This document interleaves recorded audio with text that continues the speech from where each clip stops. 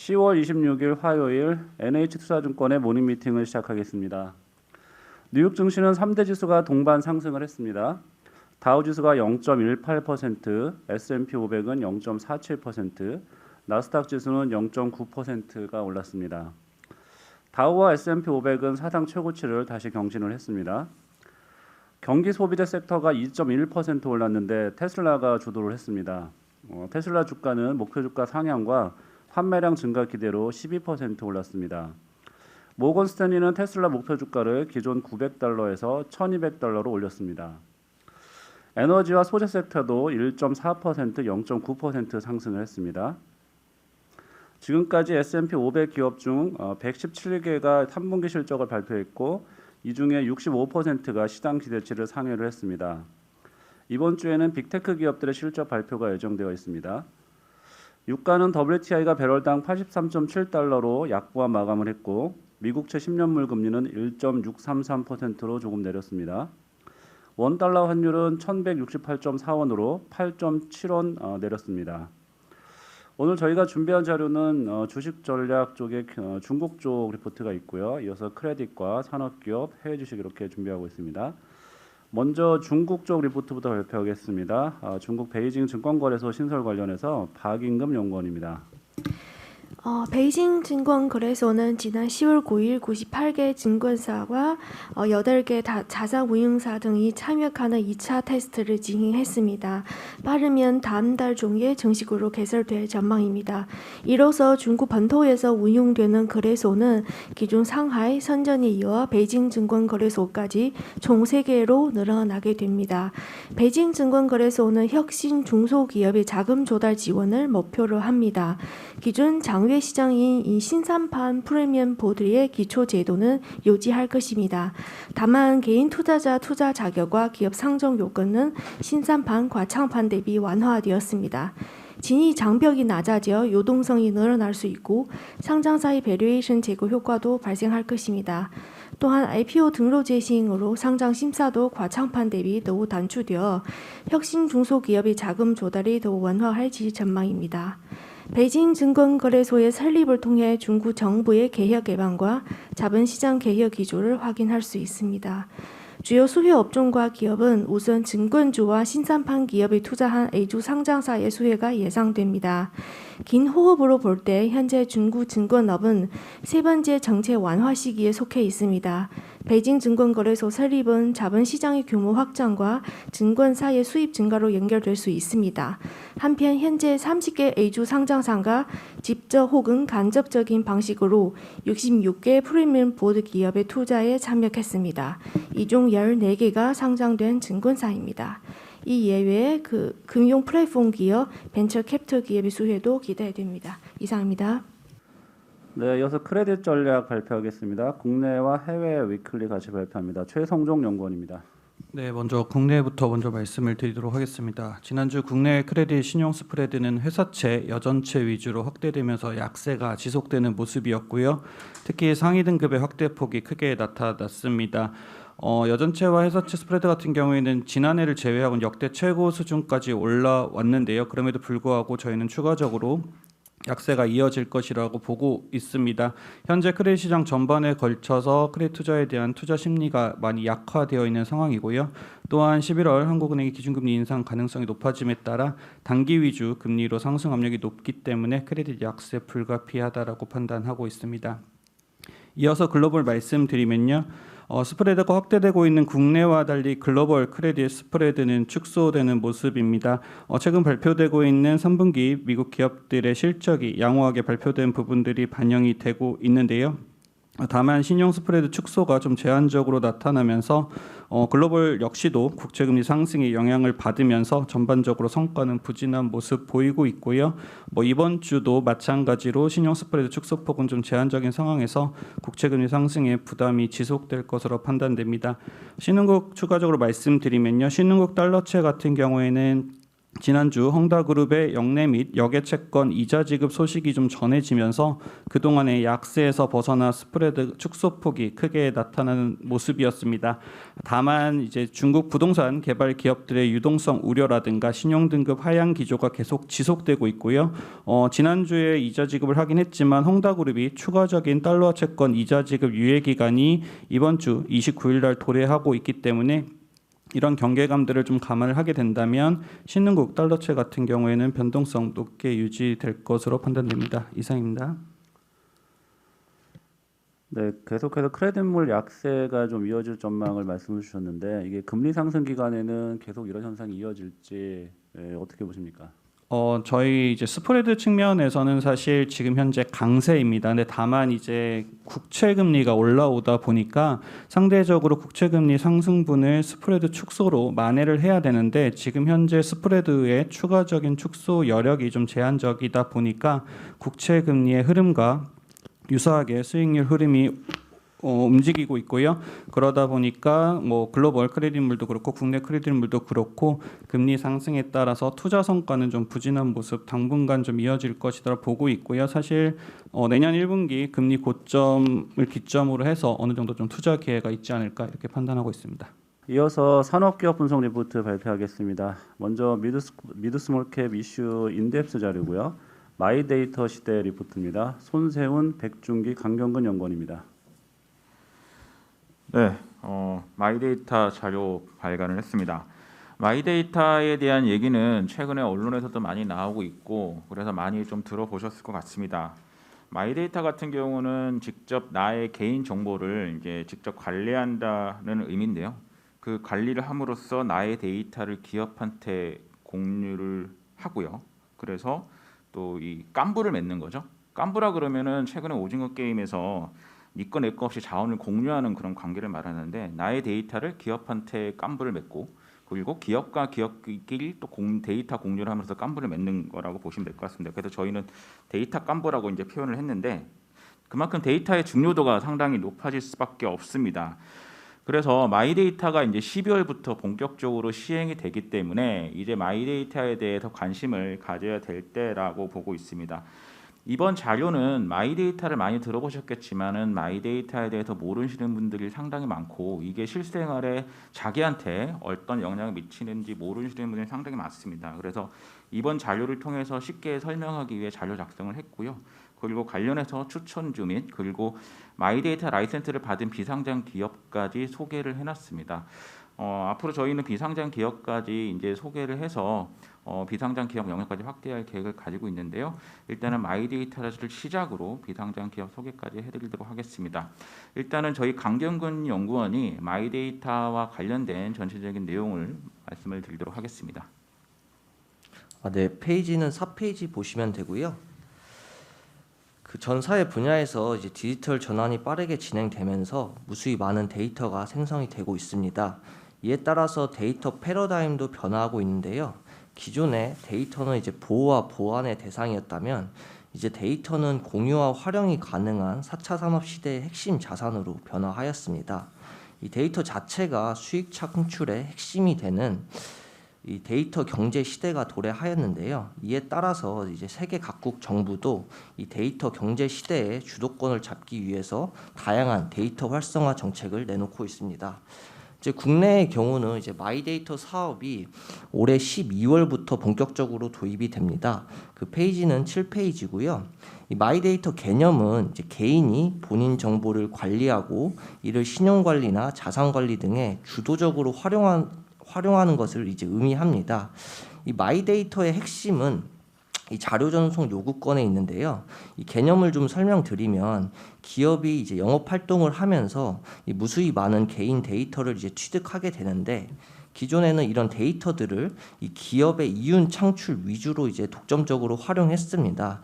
이 과정에서 개인은 다소 소외된 면이 있었는데요. 이제 마이데이터가 도입이 되게 되면은 이 기업이 보유하고 있는 나의 데이터를 내가 원하는 제3자 그러니까 마이데이터 사업자에 전송할 수 있는 권리가 생기게 되는데 이를 자료 전송 요구권이라고 합니다. 이처럼 마이데이터는 이 개인의 데이터 주권을 강화하는 한편 이 기업의 이 데이터 활용을 높여주기 위해 도입이 되는데요. 이 정부가 지난해 8월에 데이터 3법을 개정을 하면서 이 익명 처리보다 활용도가 높은 가명 처리 개념을 도입했었습니다. 이때 이제 기업들은 개인의 동의 없이 가명 처리된 개인정보 활용이 가능했으나 여전히 이제 식별화된 데이터 사용이 제한된다는 점에서 한계가 존재했었는데요. 하지만 마이데이터가 도입이 되면서 이제 정부 주체의 동의를 받아서 데이터를 수집하기 때문에 규제 이슈에서는 자유롭고요. 이제 식별화된 데이터 이용이 가능해지기 때문에 기업의 데이터 활용도는 더욱 증가할 것으로 보고 있습니다. 그래서 마이데이터가 도입이 되면은 일단 기본적으로 데이터 이동권이 확대가 되고요. 다양한 신규 후발 시장 참여자에게 기회를 제공할 걸로 보이고 있습니다. 이러한 마이데이터 도입에 따른 데이터 접근성 강화로 이제 공정한 환경이 조성되면서 이 고객의 다양한 수요에 부합하는 혁신적인 금융 서비스가 등장할 거다라고 전망하는데요. 마이데이터 사업자는 기본적으로 소비자 데이터 통합조회 이런 것뿐만 아니라 고객의 소비 패턴 분석, 맞춤형 금융상품 추천 등 이 다양한 형태의 금융 서비스를 선보일 걸로 보이고 있습니다. 이는 궁극적으로 소비자 가치 제고와 금융 산업 효율화로 좀 이어질 걸로 보고 있고요. 또 이 마이데이터 도입에 따라서 개인의 데이터 활용과 유통량이 증가하는 만큼 이에 따라서 보안 규정도 많이 강화가 됩니다. 기본적으로 마이데이터 사업자는 금융회사 수준의 보안 요건을 이제 적용받게 되고요. 기존의 보안 수준이 낮았던 이 스크린 스크래핑 방식의 고객 데이터 수집은 법적으로 금지가 되고 이 표준 API 도입이 의무화되게 됩니다. 여기서 특징적인 점은 기존에는 데이터 수요자가 공인 인증서나 로그인을 통해서 이 데이터를 소위 이제 스크래핑 이제 긁어왔는데 앞으로는 이제 데이터 제공자가 표준 API를 도입해서 이를 데이터 수요자에게 이제 전달해 줘야 됩니다. 그래서 페이지 16페이지랑 17페이지는 해외 주요국 마이데이터 도입 사례를 넣어놨으니까 참고하시면 되고요. 마지막으로 투자 아이디어 측면에서 말씀드리면 이 마이데이터 시대에서는 이 데이터를 독자적으로 보유하고 있는 기업보다는 이 데이터 분석과 이 서비스 창출 역량을 갖춘 플랫폼 업체에게 많은 기회가 열릴 것으로 이렇게 보고 있습니다. 플랫폼 산업 특성상 높은 점유율을 선점한 빅테크 업체 위주로 마이데이터 산업이 재편될 것으로 예상하고 있고요. 이럴 경우에는 이런 마이데이터 사업자 대상으로 B2B 서비스를 제공하는 쿠콘, 나이스평가정보, 핑거 등의 수혜가 예상이 되고요. 한편 최근에 정부의 플랫폼 독과점 규제 방향에서 좀 볼 수 있듯이 이 정부의 규제 변수가 좀 있는데요. 정부 규제로 이 마이데이터 시장이 서비스별로 세분화되고 이 카테고리별 킬러 서비스 앱이 등장할 가능성도 있기 때문에 이럴 경우에는 중소형 마이데이터 사업자에도 기회 요인이 존재할 걸로 보고 있습니다. 그리고 마지막으로 개인 데이터를 다루는 기업이 늘어나고 이들에 대한 강도 높은 보안 수준이 요구되는 만큼 아톤, 파수, 파이오링크 등의 이런 보안 업체의 수혜가 예상이 됩니다. 이 중 저희는 탑픽으로 쿠콘, 아톤 그리고 파수를 이제 제시하고요. 먼저 쿠콘부터 말씀드리겠습니다. 페이지는 28페이지고요. 쿠콘은 이제 마이데이터 시대에서 중추적인 역할을 수행할 걸로 예상합니다. 이 회사는 약 5만 건의 금융 비즈니스 데이터를 수집해서 이를 표준화되고 이 실시간 조회 가능한 형태인 API 상품으로 제공하고 있는데요. 이 동사의 API 상품은 이 마이데이터의 핵심 기능을 구현하는 데 활용되기 때문에 향후 좀 구조적 수요 증가가 예상되고요. 이 회사 같은 경우는 올해 1월에 마이데이터 본허가를 획득했습니다. 이 마이데이터 미인가 사업자를 위한 데이터 제휴 서비스 그리고 금융 오픈 API 플랫폼 등 다양한 마이데이터 전용 상품 출시가 예정되어 있어서 시장 선점이 좀 기대가 되고요. 기본적으로 데이터는 다른 데이터랑 결합했을 때 이제 가치가 증가하게 되는데 동사는 금융 데이터뿐만 아니라 의료, 유통, 물류 분야로 데이터 API 상품을 확대해서 이 마이데이터 시대에 중추적인 역할을 담당할 거다라고 보고 있습니다. 실적 측면에서는 데이터 서비스 부분의 독점적 사업 지위와 좀 안정적인 수익 구조로 외형 성장과 수익성 개선 추세는 지속될 전망이고요. 최근 뭐 주가 차트 보시면 카카오페이 상장 기대감으로 주가가 좀 움직이고 있는데 이 회사가 이제 내일 모레 10월 28일부로 상장한 지 6개월이 경과가 됩니다. 그래서 여기에 따른 오버행 이슈가 좀 존재해서 이 이슈에 따른 조정 시 좀 주가 매수 기회가 나오지 않을까 좀 그렇게 보고 있습니다. 예, 다음은 아톤하고 파수 좀 말씀드릴게요. 일단 아톤하고 파수는 컨셉은 그겁니다. 예전에 이제 서부 개척 시대에 금강 차주를 많이 갔었잖아요. 그때 오히려 수혜를 받던 회사들이 이제 청바지 회사라든가 삽 곡괭이 이런 회사들이 오히려 수혜를 받죠. 아톤하고 파수 같은 경우는 이제 마이데이터 라이센스를 받은 기업은 아니지만 마이데이터 시대가 열리면서 오히려 그런 청바지 같은 그런 수혜를 볼 수 있는 기업이다라고 보시면 될 것 같습니다. 아톤 같은 경우는 이제 보안 솔루션 하나 업체고요. 기존의 사업은 우리 그 어플리케이션 회원 인증 같은 거 하다 보면은 이제 패스라고 해서 보안 인증하는 것도 있잖아요. 그 아톤이 이제 그 사업을 하고 있는 회사입니다. 그거는 안정적으로 실적이 발생하고 있고요. 마이데이터가 되면서 뭐가 되냐면 각 금융 어플을 한번 들어가 보시면 전자서명 인증이라는 걸 합니다. 그래서 전자 6자리 비밀번호 입력하고 그러게 하고 있는데 대형 금융사의 어플에 들어가시면 그게 기본적으로 자체 인증으로 많이 깔려 있어요. 그래서 아톤 같은 경우는 그 금융회사의 전자서명 인증을 깔아주는 업체다라고 보시면 될 것 같고요. 기본적으로 지금 그 서명 인증은 한 3개 정도까지만 허용이 되어 있습니다. 각 어플에. 그러면 공공인증서, 옛날에 공인인증서죠. 공공인증서. 그다음에 아마 잘 알려진 인증서를 하겠죠. 네이버 인증이나 카카오 인증 이런 걸 아마 할 거고. 그다음에 나머지 1개를 금융사들은 이제 자체 인증을 통해서 많이 하려고 할 겁니다. 큰 금융사들은 그 자체 인증할 때 이 아톤의 이 보안 서비스가 필요하다라는 거죠. 그래서 마이데이터 큰 기업들이 받는 기업이 많아질수록 아톤이 수혜가 된다라고 보시면 될 것 같고요. 다음은 파수 좀 말씀드릴게요. 파수 같은 경우는 페이지 48페이지인데요. 파수 같은 경우도 역시 보안 회사입니다. 이 회사가 기존에 하고 있는 영역은 문서 보안입니다. DRM이라고 하고 있는 일명 뭐 워드 파일이나 PPT 파일 각각의 파일에 보안이 걸리는데 참고적으로 저희 회사도 문서 보안이 있죠. 그 문서 보안 솔루션이 이 파수 겁니다. 예, 거기서 지금 안정적으로 성장을 하고 있고 해외에서도 이 자동차 디자인 유출 사고 때문에 CAD 보안 이런 것들이 파수가 수주를 받아서 하고 있습니다. 그러면 마이데이터 시대에 발맞춰서 이 회사가 작년에 비식별화 솔루션이라는 이거를 국내 최초로 출시를 했습니다. 이 비식별화 솔루션은 뭐냐면 아까 그 강경건 위원이 산업종 얘기를 했을 때 이 실명 정보가 드러나지 않게 이제 비식별화를 시켜야 됩니다. 마이데이터 라이센스를 받은 기업은 개인으로 받은 데이터를 이거를 마음대로 활용은 못해요. 그렇지만 이거를 비식별화 시켜서 그 사람이 실명이 드러나지 않게 비식별화를 되면 그거를 활용할 수가 있어요. 그러니까 자기가 받은 개인으로부터 받은 데이터를 좀 더 부가가치가 높은 데이터로 만들기 위해서 비식별화를 해야 되는 겁니다. 그러니까 파수 같은 경우는 최근에 이런 마이데이터 라이센스를 받은 기업으로부터 비식별화에 대한 문의가 상당히 많이 들어오고 있어서 작년 같은 경우는 매출액이 한 8억 정도밖에 안 됐지만 작년에 출시를 했습니다. 비식별화 솔루션은. 그리고 올해 같은 경우는 한 15억 정도 되고 있고 이제 마이데이터 라이센스 받는 기업들이 많아지니 이쪽에 대한 솔루션 니즈가 상당히 많아져서 내년에는 매출 비중이 한 10% 가까이 될 것으로 보고 있기 때문에 파수도 관련해서 마이데이터 때문에 수혜를 받을 수 있는 기업이다라고 해서 추천을 드리고 싶습니다. 예, 여기까지 말씀을 드렸고요. 이 마이데이터가 이제 시행이 되기 때문에 이제는 마이데이터에 대해서 좀 스터디를 할 필요가 있습니다. 그렇기 때문에 이번 자료를 참고를 하셔서 많은 도움이 되셨으면 좋겠습니다. 이상입니다. 강경근 의원님 질문 하나 드리겠습니다. 네.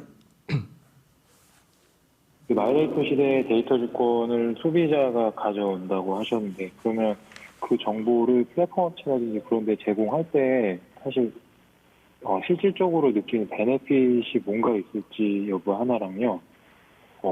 보시면은 은행들이라든지 큰 그런 업체들도 고객 정보 유출 사고가 많이 나는데 이런 중소업체들 결국 보안 강화를 하려면 비용 부분에서도 많이 또 소비되는 것이 있지 않나, 이렇게 두 가지 코멘트 부탁드리겠습니다. 네, 그 마이데이터 핵심이 아까 그 자료 전송 요구권이라고 말씀을 드렸는데요.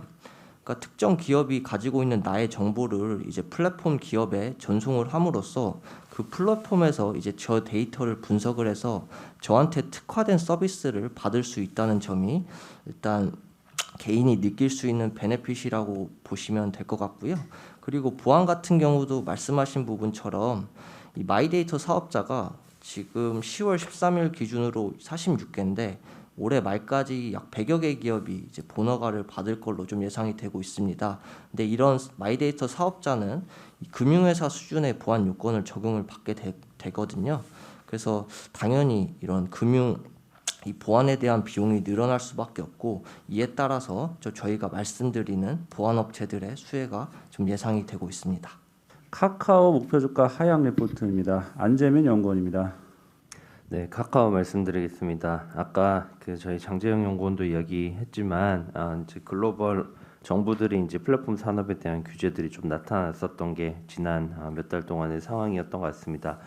다만 이제 여기서 저희가 확인을 해야 될 부분들은 이게 정부가 이제 기존의 산업들과 이 플랫폼 산업 간의 이제 경쟁과 그다음에 잠식들이 나타나면서 이제 좀 이 부분들에 대해서 규제를 좀 강화하고 있는 움직임이지만, 그럼에도 불구하고 그 소비자들의 선택은 여전히 플랫폼 업체들로 몰리고 있는 상황들이거든요. 그래서 이게 규제를 한다고 해서 저희가 카카오나 네이버를 안 쓸 수 있는 상황도 아니고, 그다음에 소비자들의 자발적으로 선택하는 부분인 만큼 큰 우려는 없을 거다, 장기적으로는 큰 문제가 없을 거다라고 저희는 판단을 하고 있습니다. 실적적인 측면에서 보시면 이런 부분들이 증명이 되는데요. 저희가 지금 주요 비즈니스라고 보여지는 광고, 커머스, 웹툰, 미디어, 페이 이런 사업들에서 매출 성장성이 워낙 고성장으로 나타나고 있고, 이 부분들이 이제 결국은 실적 성장에 기여를 할 거고, 22년 그리고 23년까지도 여전히 모멘텀이 있을 것으로 보고 있습니다. 카카오페이가 이제 상장하면서 이런 좀 자회사들의 우려나 이런 것들도 좀 어느 정도는 좀 사그라들 것으로 저희는 보고 있어서 저희는 서서히 주가는 회복세를 좀 보여주지 않을까 싶습니다. 3분기는 말씀드렸던 주요 사업들이 이제 성과가 양호하고요. 거기에 이제 카카오 게임즈, 오딘의 실적들이 크게 점프를 하면서 영업이익은 전분기 대비해서 많이 올라오지 않을까 이렇게 기대를 하고 있습니다. 목표 주가 하향은 실적 추정치를 조금 하향 조정했고요. 그다음에 이제 카카오뱅크 주가 하락 등을 감안을 해서 18만 원으로 소폭 하향했습니다. 이상입니다. 네, 이어서 우리금융지주 목표 주가 상향 리포트입니다. 정준섭 연구원입니다. 네, 우리금융지주 투자 의견 바행 유지하고 목표 주가를 기존 15,000에서 17,000원으로 상향 조정합니다. 주된 근거는 실적 전망치 상향입니다. 이제 평균 ROE를 9.5에서 9.8%로 상향 조정했고요. 거기다가 BPS 적용 기준도 21년에서 22년으로 변경했습니다. 22년 예상 BPS 35,033번에 이제 타깃 PBR 0.49배 적용했습니다. 시중은행 4개 이제 그러니까 KB, 신한, 하나, 우리 이 4개 중에서 우리금융지주가 사실 지금까지 계속 밸류에이션 이제 상대적으로 디스카운트를 받아왔었습니다. 이유는 크게 두 가지였고요. 첫 번째는 이제 오버행 리스크, 그러니까 예금보험공사 지분을 팔지 않겠느냐라는 거. 두 번째는 자본 비율입니다. 상위사 대비 좀 낮은 자본 비율이 좀 디스카운트 요인이었는데, 이 두 가지가 지금 이제 다 서서히 해소되고 있는 그런 국면이다라고 판단을 하고 있습니다. 앞서서 이제 예전에 제가 코멘트 드렸던 것처럼 이제 예보가 우리금융지주 지분 10%를 지금 매각 이제 공시를 했고 진행하고 있고요. 지금 이제 상당히 많은 인기를 받고 있다고 합니다. 이제 인수 의사를 밝힌 기업은 20곳 정도 된다고 하니까 이거를 매각하는 데는 전혀 큰 이변이 없는 한 충분히 매각은 가능하다라고 보고 있고요. 여기에 따라서 오버행 리스크도 서서히 축소 국면에 진입할 것이다 보고 있습니다. 그리고 지금 이제 자본 비율 같은 경우도 내부 등급법 승인 지금 앞두고 있습니다. 지금 CET1 비율은 이제 10.1% 정도인데 이제 내부 등급법 승인 시 1% 포인트 정도 개선이 예상이 되고요. 여기서 올라간 비율만큼 늘어난 자본 여력으로 우리금융지주는 지금 증권사나 아니면 VC 뭐 인수 검토하고 있습니다. 만약에 여기에서 성공하게 되면은 이제 그만큼 지주의 수익권 다각화, 그다음에 ROE 제고 등의 효과가 기대 가능하다라고 보고 있습니다. 지금 우리금융지주는 이제 4개 금융지주 중에서 배당 매력도 제일 높습니다. 뭐 최근에 주가 상승이 이제 높기는 했었는데 그런 걸 감안을 해도 여전히 이제 연간 기준 이제 배당 수익률은 6.5%이기 때문에 이제 4개 회사 중에 가장 높다. 여전히 배당주로서의 메리트도 있다라고 보고 있습니다. 3분기 순이익은 이제 7,786억 원 기록했습니다. 사상 최대 수준이고요. 이제 크레딧 코스트나 이제 CIR 개선이 전체 실적 호조를 이끌었다 보고 있습니다. NIM은 이제 3분기 개선 없었는데요. 이제 4분기 이후부터 개선될 거다라고 회사 측에서는 보고 있고요. 이제 4분기에는 이제 은행 기준 NIM 1.4, 내년에 1.4 중반까지 가지 않겠느냐 기대하고 있습니다. 이상입니다.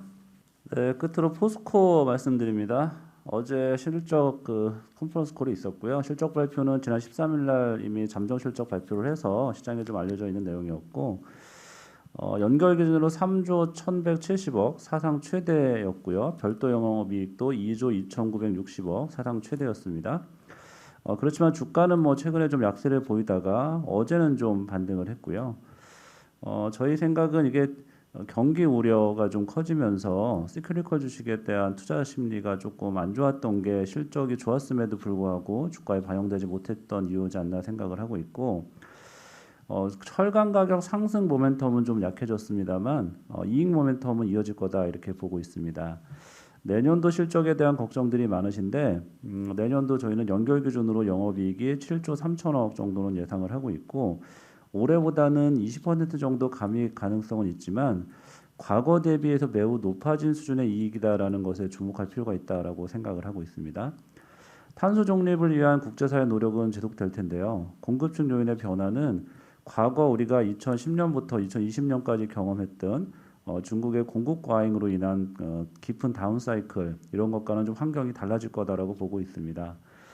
단기적으로는 중국 정부의 원자재 시장 개입 우려가 좀 있습니다만 과거보다 높아진 이익 규모의 주가 반등은 나타날 거다라고 생각을 하고 있고요. 4분기 연결 영업이익으로 약 2조 4천억을 예상을 합니다. 네, 이어서 계속 중국 쪽 리포트 이어갈 텐데요. 이어서 중국 인터넷 플랫폼 산업하고 상해공항 같이 발표하겠습니다. 장재영 연구원입니다. 예, 중국 인터넷 플랫폼 산업의 반독점 규제 불확실성 해소 중이라는 내용부터 먼저 말씀드리겠습니다. 10월 8일 중국 국가시장감독관리총국은 중국 1위 음식 배달 플랫폼 기업인 메이투안에 대해서 반독점 규제 관련 위반 혐의로 과징금 6,500억 원을 부과했는데요. 이는 시장에서 예상했던 1.2조 원과 지난 4월 알리바바에게 부과했었던 과징금 3.1조 원을 하회하는 숫자였습니다. 또한 10월 18일 중국 정부는 11월 8일부터 11일까지 개최되는 6중 전회에서 세 번째 역사결의 심의 계획을 발표했습니다. 역사결의는 과거의 역사에 의미를 부여하고 향후 정책 방향을 정하는 중국 공산당 역사에서 가장 중요한 결정으로 1945년 마오쩌둥, 1981년 덩샤오핑까지 두 번밖에 채택되지는 않았습니다. 이번 11월에 세 번째 역사결의가 채택되면 시장에서 예상했던 2022년 10월 20차 중국 당대회보다 이른 올 11월에 시진핑 주석의 세 번째 연임이 사실상 확정되는 것이고 당내 입지도 더욱 확고해질 것으로 보여 반독점 규제 목적 중 하나인 정치체제 강화를 조기 달성할 것으로 보입니다. 또한 공교롭게도 같은 날인 10월 18일 시진핑 주석은 공산당 정치구 집단학습에서 디지털 경제의 발전 촉진과 관리 감독이란 두 마리 토끼를 모두 확실히 잡아야 한다며 이전보다는 유화적인 태도를 보였고 알리바바의 칭하이유니그룹 인수전 참여와 출국 금지 당했던 마인의 해외여행 소식 등 반독점 규제의 시발점이 되었던 알리바바와 관련된 긍정적인 뉴스들도 보도되었습니다. 그리고 10월 19일 전인대 상무위원회 제31차 회의에서 국가시장감독관리총국이 제출한 제출한 반독점법 개정안 초안에 관한 안건 심의가 진행되었는데요. 초안에는 심사 강화, 과징금 상향, 처벌 규정 확대 등의 내용은 포함된 반면 시장에서 가장 크게 우려했었던 강제 분할, 강제 매각 등의 인터넷 플랫폼 기업의 핵심 경쟁력을 훼손될 수 있는 내용은 포함되지 않았습니다. 반독점법 개정안 초안 심의 이후 추가 심의를 거쳐 확정될 예정으로 확정안이 발표될 경우 반독점 규제 불확실성은 해소될 것으로 보입니다. 이에 따라서 알리바바, 텐센트, 메이투안 등을 포함한 중국 대표 인터넷 플랫폼 기업들의 주가와 이들 기업이 포함한 홍콩 항생테크 지수의 반등이 기대됩니다. 이어서 NH 해외 주식 유망 종목에 포함된 중국 상해공항의 3분기 실적을 말씀드리겠습니다. 3분기 매출액은 전년 대비 2.5% 감소했고 지배지분 순이익은 적자를 이어갔습니다. 매출액과 지배지분 순이익은 시장 예상치를 각각 0.9%, 38.8% 하회했는데 이는 주요 사업 부분의 매출 감소와 방역 및 재무 비용이 증가했기 때문입니다. 3분기 주요 사업 부문별 경영 데이터 실적을 보면 3분기 비행기 이착륙 수는 7만 8천회, 여객 수송량이 724만 명으로 전년 대비 각각 19%, 27% 감소했습니다. 면세 사업 부문 매출액은 올해 1일에서 3분기 누적 기준으로 3.7억 위안으로 전년 대비 64% 감소했는데요. 이는 올해 1월 일상상해와의 면세 보충 협약 체결에 따른 수수료율 인하와 국제 여객 수소량량이 감소했기 때문입니다. 컨센서스 기준 상해공항의 2022년 매출액과 지배지분 순이익은 전년 대비 각각 63% 증가, 흑자 전환이 예상되는데요. 국내선 여객 수송량 증가 그리고 백신 접종 확대로 국제선 여객 수송량 증가 및 이에 따른 면세 사업 부분의 실적 회복이 기대되기 때문입니다. 또한 향후 상해공항의 소주 도심 공항 터미널 완공과 모기업인 상해공항 그룹으로부터 상해 홍차오 국제공항, 항공물류, 상해 푸동공항 재사활주로 등 주요 자산 인수 완료도 동사 실적 증가에 기여할 것으로 예상합니다. 이상입니다. 네, 알리바바 차트를 보면 바닥에서 한 30% 정도 일단 올라온 모습이고 한번 작년 한 11월부터 쭉 빠져왔었는데 이제 뭐 주가 흐름은 여기서 이제 확실히 좀 변곡점을 지나고 있다고 봐야 되는 건지 이제 추세적으로 다시 이제 우상향 그림으로 갈 수 있다고 봐야 되는 건지 뭐 그런 부분들은 좀 어떻게 생각하고 계세요? 추세적으로 이제는 반등이 나올 시점이라고 보고 있고요. 실질적으로 주가를 보게 되면 알리바바, 텐센트, 메이투안 디엠핑 다 10월 7일부터 큰 폭의 반등을 보이기 시작했습니다. 그 10월 7일에 어떤 뉴스가 있었냐면요. 바이든 대통령 취임 이후 첫 미국과 중국의 이제 정상회담이 열렸고요. 그 다음에 10월 8일 날 메이투안 디엠핑에 대해서 원래 시장에서는 정말 거의 뭐 알리바바 못지않게 이렇게 과징금 나올 거라고 했는데 그것보다도 훨씬 적고 예상치보다도 적은 숫자가 나와서 시장에서 좀 의아해했습니다. 그러면서 그 다음에 나왔던 뉴스들을 보았을 때 결국은 이 반독점 규제 관련돼서 두 가지 목적인데요. 하나는 경제적, 하나는 정치적인 목적입니다. 경제적으로 봤을 때는 이 반독점법이 2008년에 제정돼서 너무나도 낙후화돼서 디지털 경제에 부합하지 않다라는 이유 때문에 개선하려고 하는 모습이 있고요. 그 다음에 이제 정치적인 거는 작년 10월 달에 마인이 화이탄 썸밋 포럼에서 이제 좀 정부에 대해서 비판적인 태도를 취하면서 그거에 따라서 중국 정부가 이런 이제 뭐 마인을 포함한 인터넷 플랫폼 기업들의 역량이 너무 강화됐고 이 부분에 대해서 그냥 넘어갈 경우 향후에 큰 위협으로 될 수 있다는 부분에서 좀 길들이기 작업을 했는데 첫째 요소 같은 경우는 당연히 개정이 되고 그런 개정에 따라서 새로운 법에서 이제 적용을 받으면서 성장이나 뭐 이익률 같은 경우 좀 둔화는 될 수는 있지만 두 번째 그 우려였던 정치적인 목적은 이제 거의 다 해결된 것으로 보고 있어서 이제는 시장에서 가장 우려했던 최악의 순간은 넘어갔다는 부분에서 추세적인 반등이 이어질 수 있다고 저는 생각하고 있습니다. 그 규제 때문에 혹시 실적에 영향을 받았다든가 하는 것들이 나타났는지 아니면 그거랑 상관없이 실적은 계속 좋은지 간단히 말씀 부탁드립니다.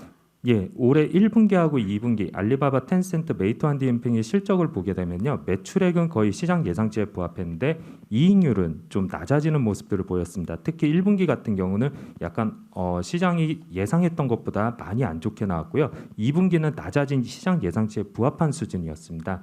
거기에서 나왔던 동일한 얘기들이 중장기 성장을 위해서 주출을 확대한다라는 부분 즉 이제 성장률에 의해서 투자를 많이 했다라는 그런 부분을 동일하게 언급했는데요. 이런 부분은 어떻게 보면 매출 같은 경우 특별하게 어떻게 조절할 수 있는 부분이 아니지만 이익적인 부분에서 투자를 확대하면서 실질적인 순이익 규모를 좀 줄일 수 있는 거. 그래서 결국은 중국 정부의 이런 규제가 있는 상황에서 순이익이 너무 좋아지고 규제 아래에서도 너무나도 잘 된다라는 부분들을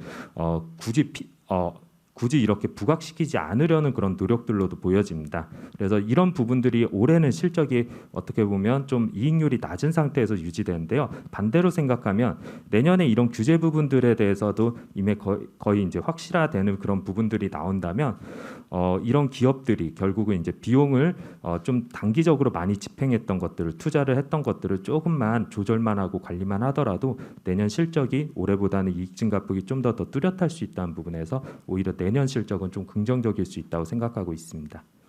네, 이상으로 모닝 미팅 마치겠습니다.